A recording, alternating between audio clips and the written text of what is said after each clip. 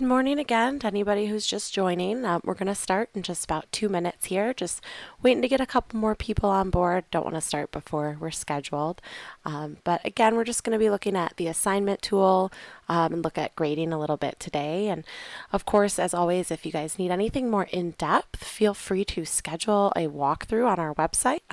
You'll have a walkthrough with one of the team and we'll answer any questions that you have, go over everything in a little bit greater detail with you as well. So the link to do that is just at vocesdigital.com. You can schedule a walkthrough whether you have a paid account or not. We're happy to go over anything that might have come up for you during last school year or anything that came up over the summer as well.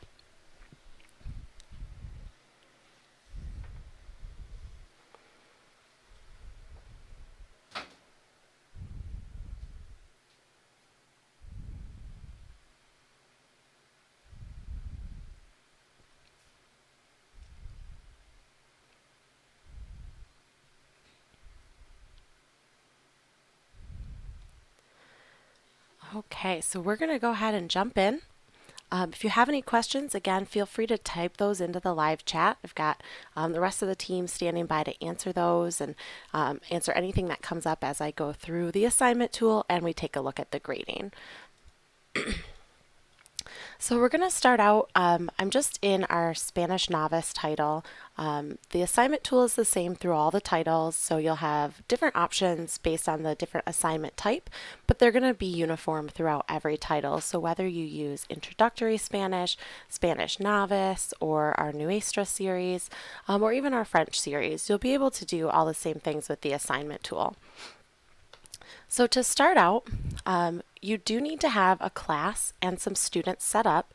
So if you don't, you can do that really easily and really quickly right now. And I'll show you really quickly how to do that. So you go down here to the teachers panel and you click on this desk icon. You add a new class and you can name it, even just like a test class, something along those lines. And then you can add some students. I recommend just creating some sample students to start with. Add those students there, and now you'll be able to use all of the assignment tool features that I'm going to show you today.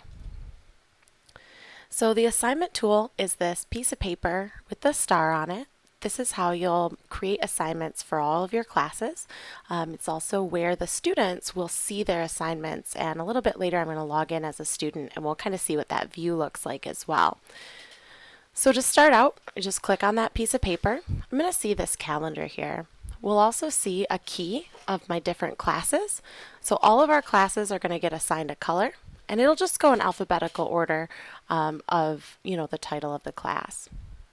Now all my assignments I have for this class are in the future here, so we have to scroll down a little bit. But you'll see that they're color-coded and shown in this calendar format. So I can really easily track what I've assigned and when I need to be looking at which class to see if anything needs to be graded or to check the results of those activities. So to create a new assignment, I click this button here that says Create a New Assignment. Now this is new this summer, but we can now assign either the current page that we were looking at on the title or a different page. So we can choose any page from within there, from any chapter, anywhere in it, to assign out to this class. So current page is just going to take you right into the options. To create one with a different page, you click Different Page, and it's going to give you the entire table of contents. So you'll go into the chapter that you'd like to assign from. I'm going to go right into the activities here, and I'm going to assign activity number 6 from chapter 1. So you'll see it turns green, and then we've got the we've got it in green, so we know which activity we selected. We scroll all the way down and we click Use Selected Page.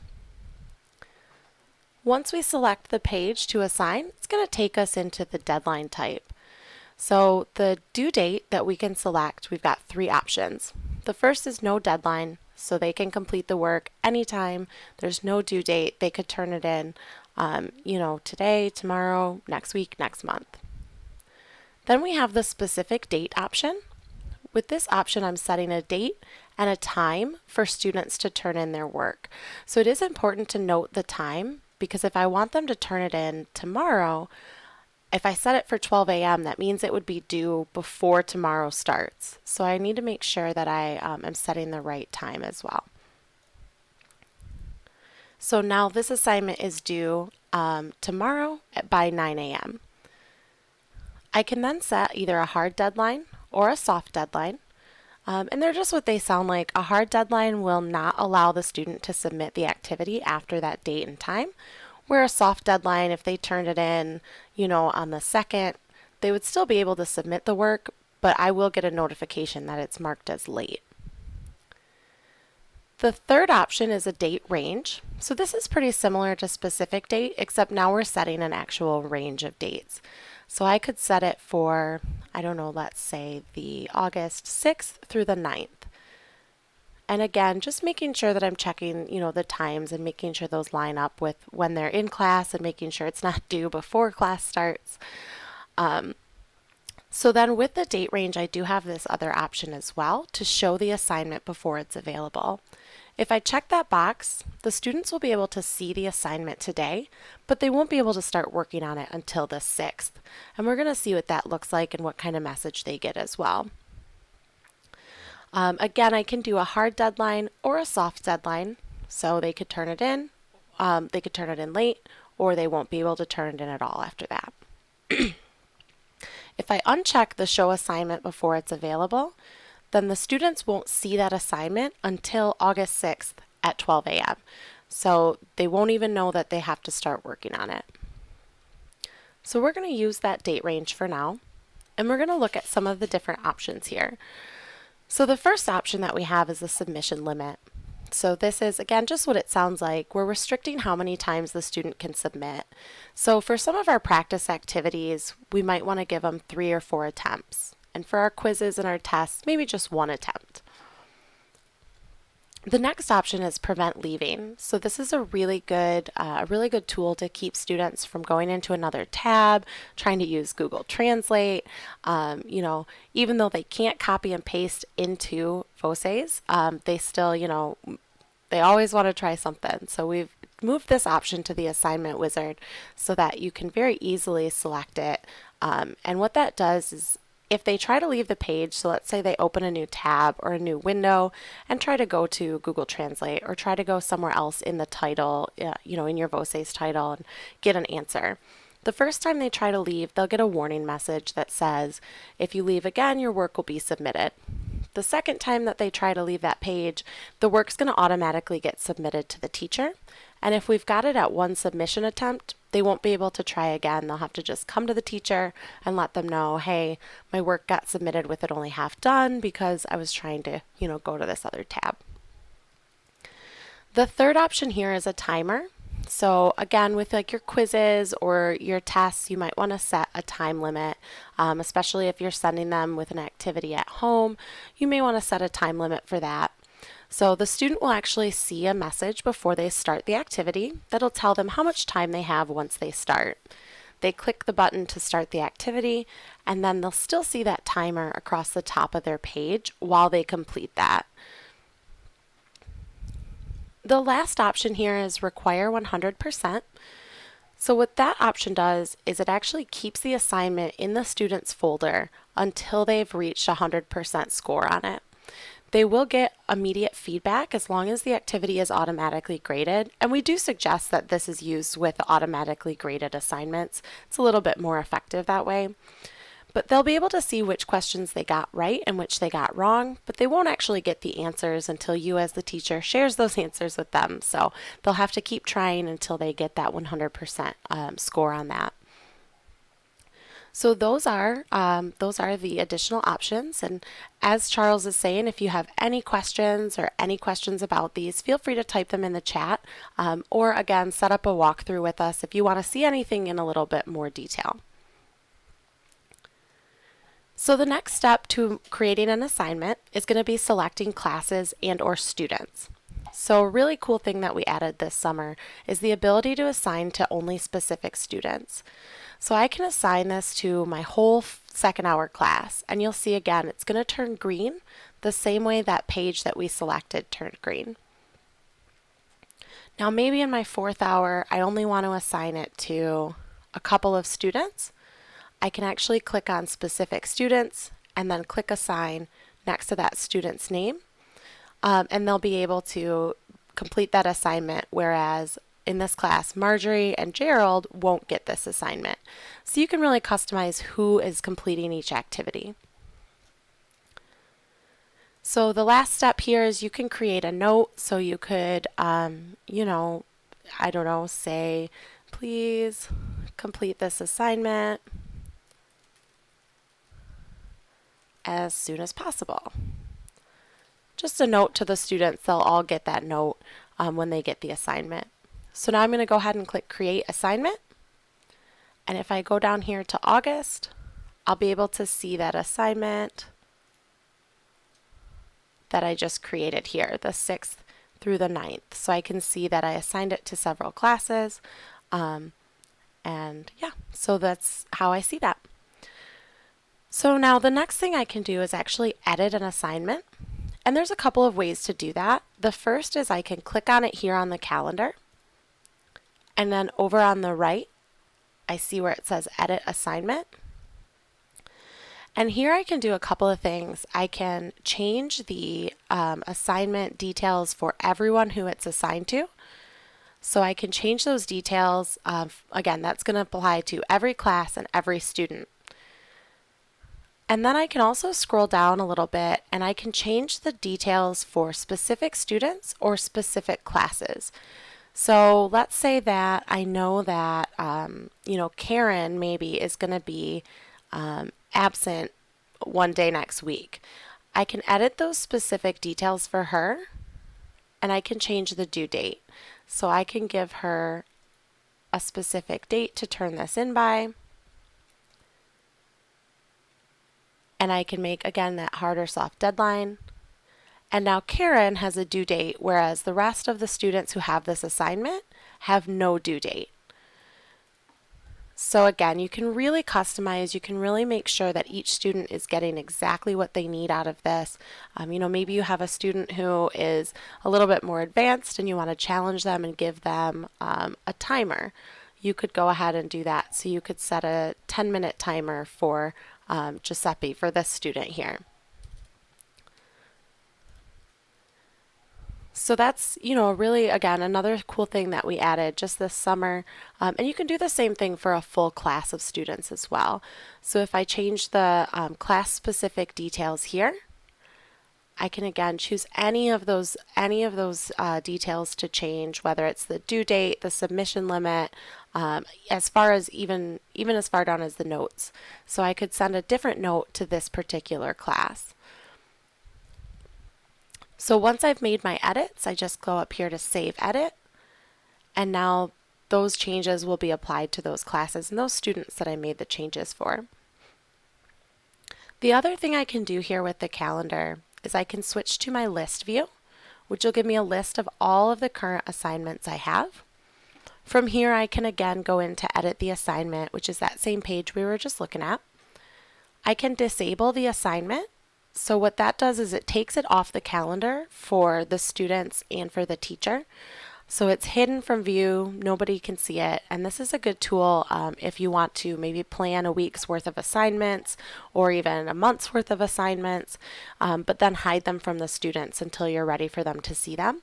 So you could do this with an activity that has no due date, or an activity that has a specific date, or one that has the date range. But again, when you set up the date range assignment, you can also hide it until you're ready for them to view it.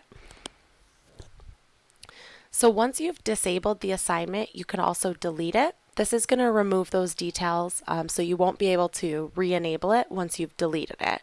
But if you make a mistake or if you want to get rid of that assignment, you would do so on this list view here. You can also, from the list view, click on View Results, and you'll be able to see which students completed it and what score they got on it, and then which students have not completed the activity. So you can view those details really pretty quickly and easily right here. So that is kind of the basics of the calendar and how to use that assignment tool to create new assignments. The next thing we're going to do is actually log in as a student and take a look at some of those activities. Again, if anyone has any questions, feel free to type those into the chat, and they'll be able to answer those in there as well.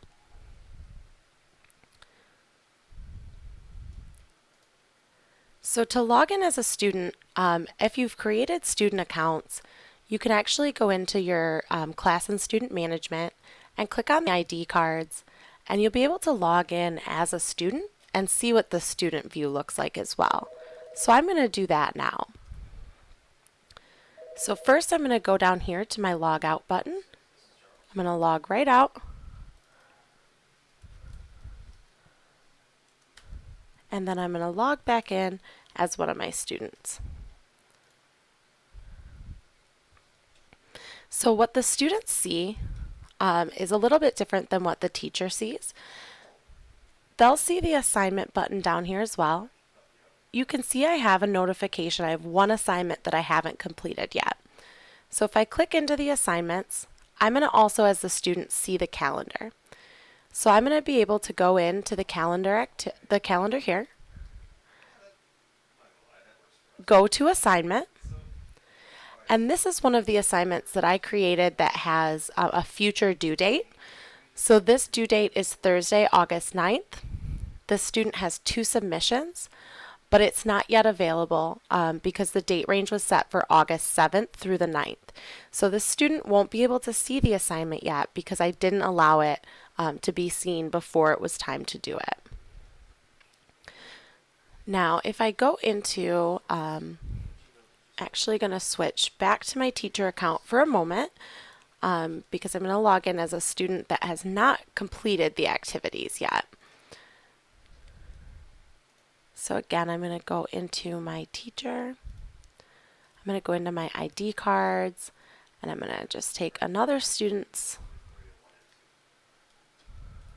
password there. So now we're logging in as a student who hasn't completed the assignments yet for that class. So we give it just a second to load up. And now we see this student has 4 assignments ready to be completed. So we go in to view those assignments. And again, I see the calendar list. So I can actually go in. And this is an assignment that was opened on Monday, July 30th. And August 3rd is when it closes. So I go to that assignment. And now I'm selecting the correct form of the adjective. So I'm going to kind of just select some answers here. My apologies, they're probably not correct.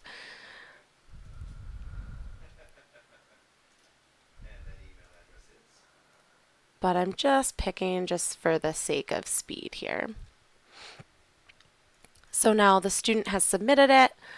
Got a few of them right. Got some of them wrong, but they'll get that immediate feedback. So now I've completed that assignment, so now I only have 3 assignments left here. So I go back into my calendar, and now I'm going to do this activity.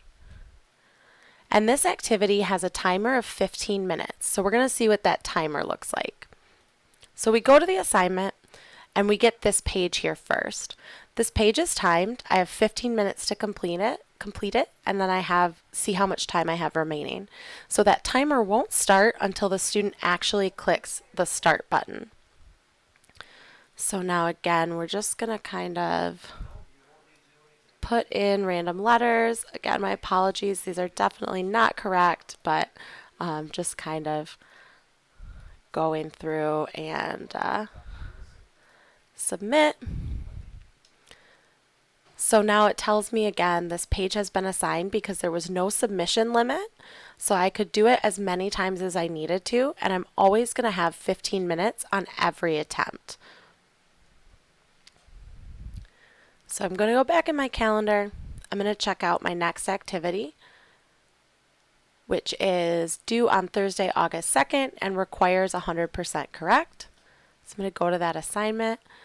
And I'm not going to attempt to do this one right now on the live stream because it's not going to go very well for me.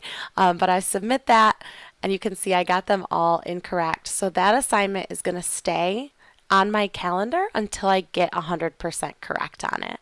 So I would have to continue. Attempting that throughout. As I got a little more information or as I kept trying it over and over. So now that we have some activities completed, I'm going to go back in as the teacher, and we're going to take a look at grading. Now, Mike, I do see your question there, and a really easy way to hide assignments or activities that you don't want students doing is with the Voces Editor. So you go to the teachers panel and this little pencil icon, and you can actually hide an entire chapter at a time. So once I'm in the Voces Editor, if I click on the chapter name and I click on that button that says Students See, I can change that whole chapter to a teacher-only view. And so it's pretty easy to hide the activities all at once there. And then you go ahead and just hit Save. And now that's going to be a teacher-only chapter. So you can do that in bulk and makes that a little bit easier. So now I have some students who have completed some assignments. So I'm going to just jump into the grading. So again, that's going to come from the teachers panel. And we're going to go to the graph icon. That's the grading and results. So the first page that opens to is the requires grading page. So this is going to be anything that's not automatically graded, which I don't have any of those in front of me at the moment. But if I did, then it would just be a number here of how many activities were in there waiting for me to grade. I'd go in and I'd be able to very easily check them right or wrong. Then I'm going to go into the activity results. And this is where I'll be able to see all the results of my automatically graded activities. So I'm going to go into Chapter 1, and I'm going to go into the Activity section. And I'm going to click on Activity 1. Oh, my apologies. You have to select your class first. So I'm going to select my first hour class. And if I go into Activity 1, which I know is one that I assigned, I'll be able to see those student submissions and their score. And then I go ahead and click on the name of that student, and I'll be able to see which questions they got correct and which ones they got incorrect. Now, let's say that, this student came very close. Well, this isn't a great example of that, but I would be able to, if I wanted to give her credit for that question, I could just click there to change that from incorrect to correct. And then I could change the number of points as well. So, if a student got half credit on something on a long answer, I could, go in there and give them, half a point or an entire point. I can also make notes for each question. So, great job, or, needs improvement. Whatever you feel like, if you wanted to make notes for each question. You can also make a note for the entire page. So, keep working on your alphabet. Something like that. Just, you can send them those notes right along with their work so they get that feedback from the teacher as well. So then you go ahead and hit save, and now the students will be able to see those notes. And you can see her score changed from 3 to 4. So this is also where you would do what Chris is saying in the live chat right now, which is the reset or archive. So I would go ahead and click this reset archive, which will, as it says here, it'll clear their page. I, as the teacher, will still be able to see their past results, but that score from when they worked ahead of me, or ahead of where they should have been, won't show up in their work summary or in my gradebook. So then if I assign it out again, they'll have to complete it again.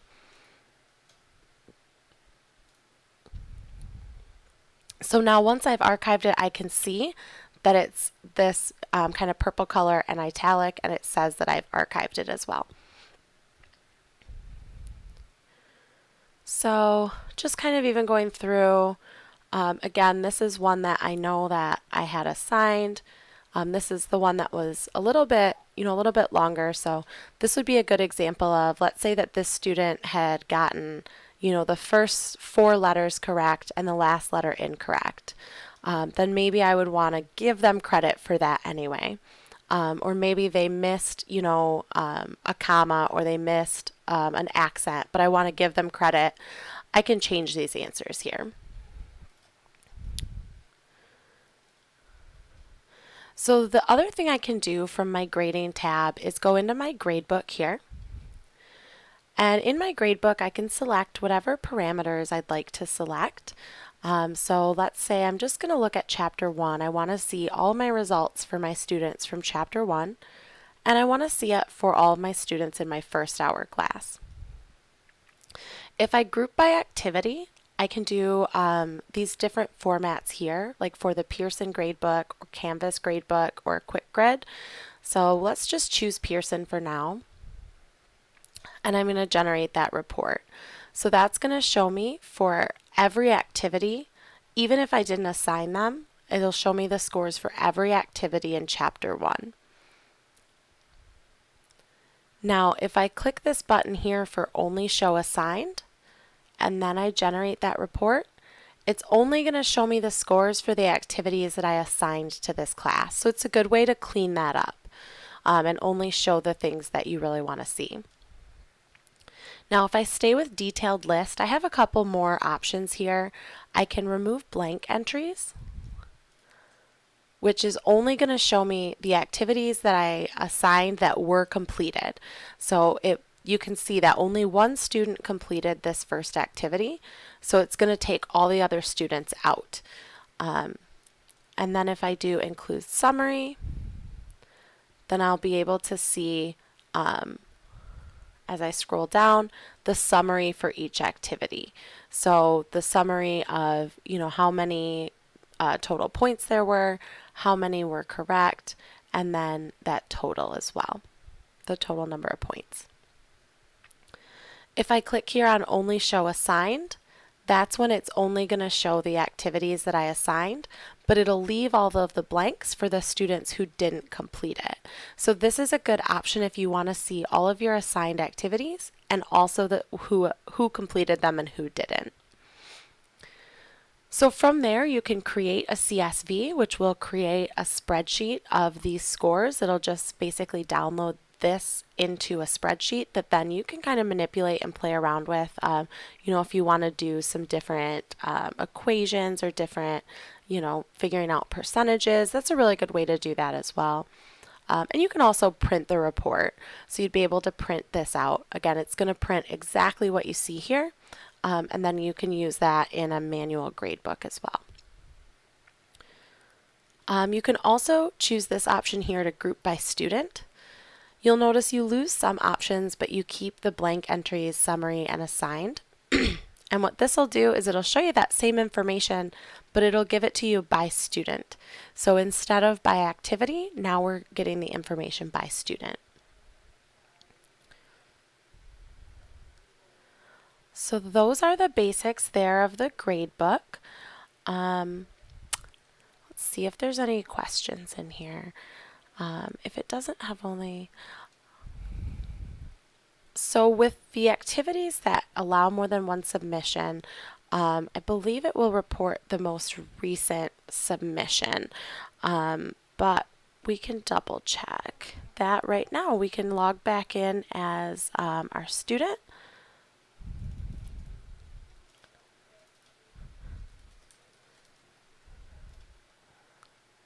And we can go and we'll just try this one again. Let's see. I'm still not going to do any answers in here just because. So now I have a lower submission than the last time we did it. So let's see what the teacher says now.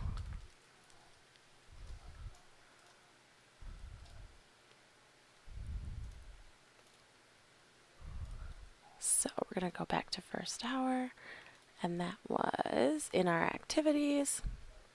I believe it was this one. Yeah, so it'll show me the most recent submission, not the highest score. It'll always show me the most recent. The same with the recording activities. So with the recording activities, it's going to show me the most recent recording. And actually, we're going to jump back into the assignment tool really quickly because we're going to just look at the options for the recording activities. So we're going to go in here, and we're going to go into this speaking activity, and we're going to assign that. We're going to give it no deadline. So with your recording activities, you're going to have different options. So the first option is going to be applying a recording limit. So that means that the students will only be able to record each audio once. Right now, by default, they can record as many times as they need to, with the teacher getting the most recent recording. With this option, they'll only be able to record once. So this is helpful for like speaking activities on your exams, or other places where you're kind of expecting them to know how to record it immediately.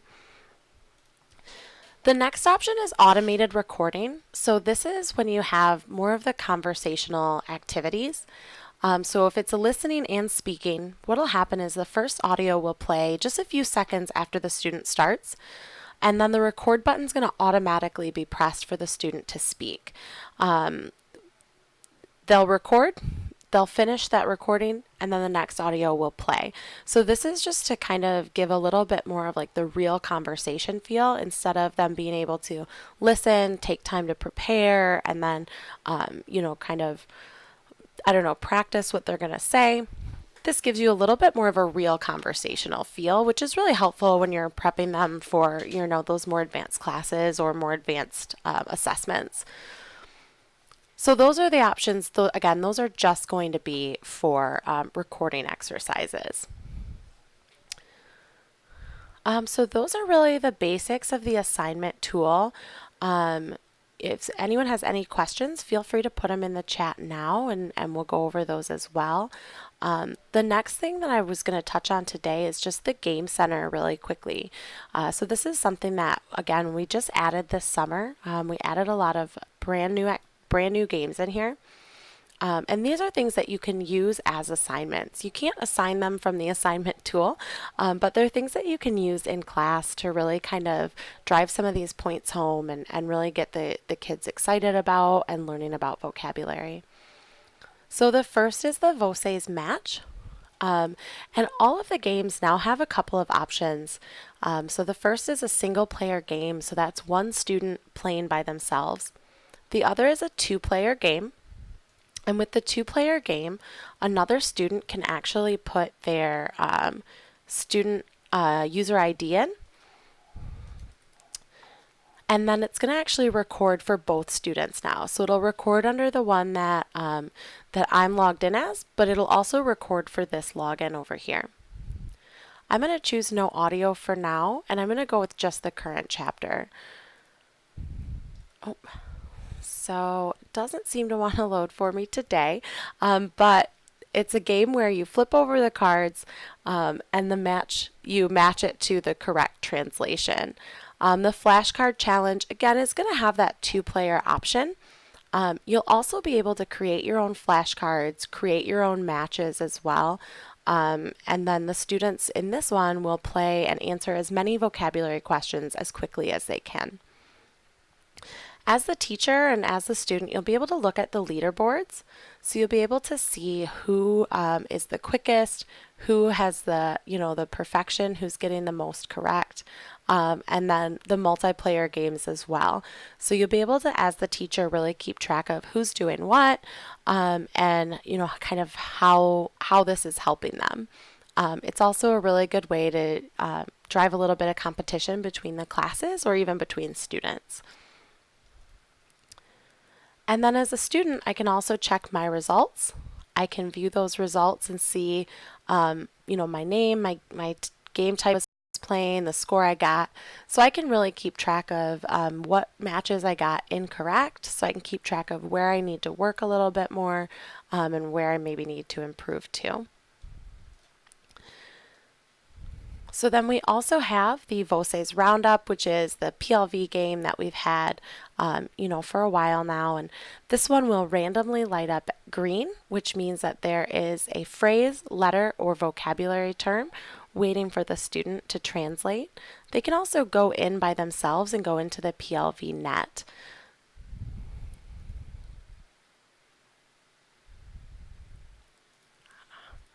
So that is why there was nothing loading.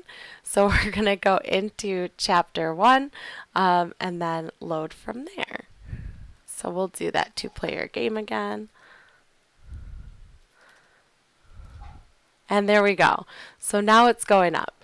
Now it's showing up here. So the match game, we'll click on a match and then we will match that. And now you see it's the other person's turn. So now we're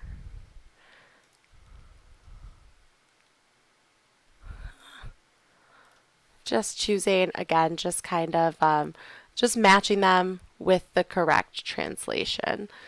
There we go. I know that one. Oh, there's an audio. So there's some that'll be audio, so you'll actually be able to match them with the audio.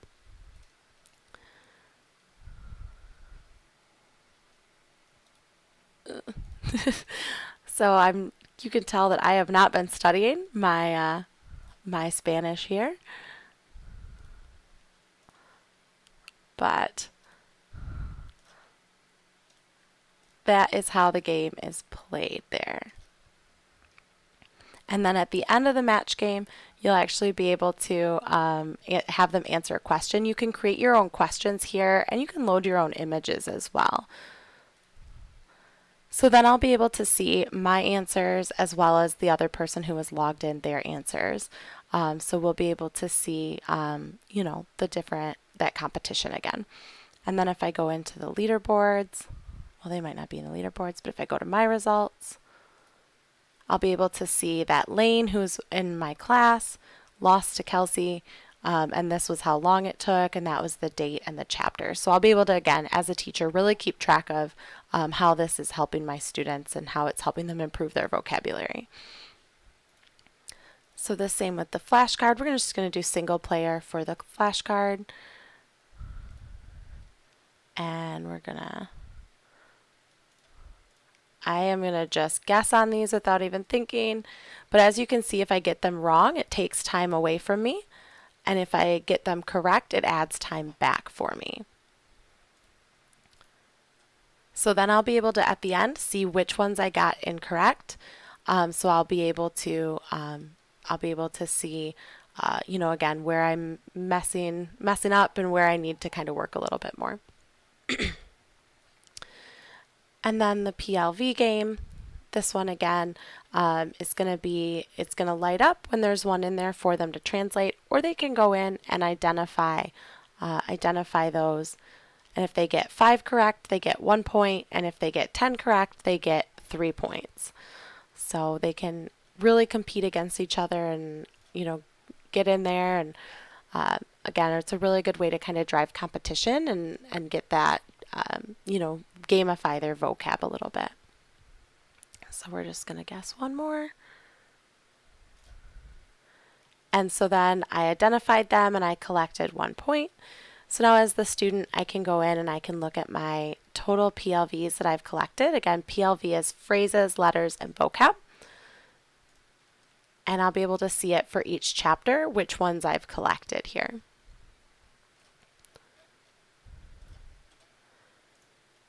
And then the story shuffle is another really cool one where you can create your own prompts here. You can look at, the results, but this is a game where as a single player, I'll get a prompt and I'll write a little bit about that. And I'll go to the next prompt, and I'm just writing nonsense because it's just a little easier while thinking. And so then I finish writing, and then I have my story, and I can give it a title. And then I could save it and submit it. I'm not going to save and submit this one just because it's nonsense, but once it's saved and submitted, the teacher can actually approve it. And once the teacher approves it, it'll go into the story library. where students can then go in and they can search for stories either by their own classmates or from all of our Voces students across the, across the world. So they can search the library and they can find stories in here. Now, again, this game is brand new this summer, so there's not a lot of stories in the library yet, but we're really excited to see what students come up with and to really watch this grow. We think it's going to be a pretty cool thing. So I can go in and read this story. I can mark it as read with that. So that means that if I checked this box, then it wouldn't show me these stories that I've marked that I've read. So again, this is something you could have students do, as they go through the different chapters. And you could have them select just from the chapters they're in or from all chapters.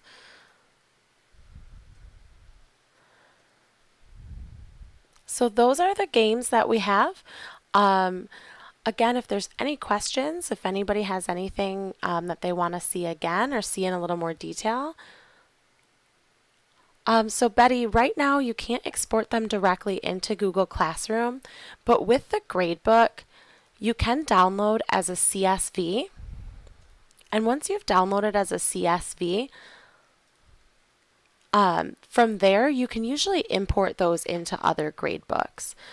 So it's going to download it again into just a spreadsheet format, but there may be a way to upload it. But at this time, we can't directly import or directly export into another gradebook.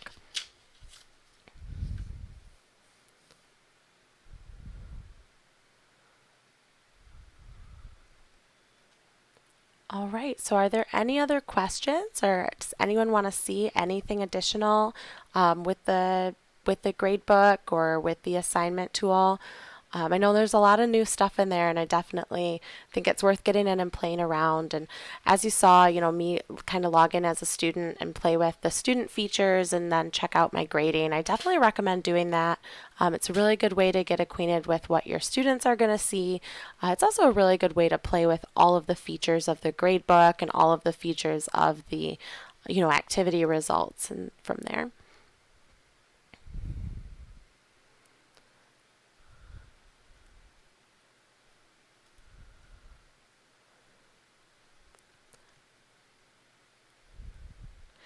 So if no one else has any questions, I'm going to go ahead and close out this live stream. The video will be available on our YouTube page, so you'll always be able to come back to it. And please, if you want anything more in depth, or if you want to see anything else, please visit us here at vocesdigital.com and scroll right on down to the bottom and go ahead and schedule a walkthrough with us. Again, this is a personalized walkthrough. It'll be a one-on-one, or if you have a group of teachers, we can do a group walkthrough as well. This is if you have a trial or a paid account. We're more than happy to do walkthroughs with you. You can also contact us through any of these means. If you give us a call, send us an email. We're always here to help with anything that could come up as you're working through some of these new features. So please be in contact. Like I said, this is going to stay up on our YouTube page, so if you want to watch it again, if you want to take a second look at anything, feel free to subscribe to our channel, watch our videos, and remember that we've got new live streams every Tuesday. Next week we're going to be doing, I believe next week is the editor, so we're going to be looking at the Voces Editor and how to use some of the basic features of it. And I know we sent out a schedule of those, so there's going to be, from now until the start of school, we're going to be having one of these every Tuesday at 11 a.m. Eastern. So please join us again next week. It was a real pleasure, and we'll talk to all of you soon.